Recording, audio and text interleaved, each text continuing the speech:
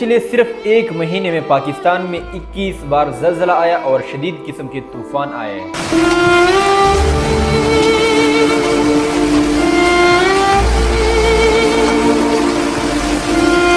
اور طوفان بھی ایسے نارمل طوفان نہیں بلکہ ایسے سخت طوفان تھے کہ لوگوں کے گھر تباہ ہو گئے، انسانوں کو نقصان ہوا، جانوروں کو نقصان ہوا، گاڑیاں ٹوٹی۔ لیکن اس کی سب سے بڑی وجہ کیا ہے؟ پہلے تو ایسے ہوتا تھا کہ سالوں سال بعد کہیں ایک جگہ پر ایک مرتبہ زلزلہ آ جاتا، لیکن اب تو مہینے میں 21 بار زلزلہ آیا، اور وہ بھی صرف اور صرف پاکستان میں، دوسرے ممالک میں نہیں۔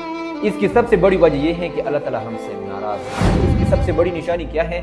کہ اللہ تعالیٰ ہم سے ناراض ہے۔ اس کی سب سے بڑی نشانی یہ ہے کہ اللہ تعالیٰ جب ناراض ہوتے ہیں تو بے وقت بارشیں آتی ہیں، زلزلے آتے ہیں، ظالم حکمران مسلط ہوتے ہیں عوام پر۔ لیکن اگر میں یہ کہوں کہ حکمرانوں سے زیادہ ظالم، گناہگار اور فحش اور بدکار عوام ہیں تو یہ بات غلط نہیں، کیونکہ اللہ تعالیٰ نے قرآن مجید میں سورہ انعام آیت نمبر 164 میں ارشاد فرمایا ہے کہ وَكَذَلِكَ نُوَلِّي بَعْضَ الظَّالِمِينَ بَعْضًا بِمَا كَانُوا يَكْسِبُونَ، کہ اور اس طرح ہم بعض ظالموں کو بعض پر مسلط کر دیتے ہیں ان کے اپنے اعمال کی وجہ سے۔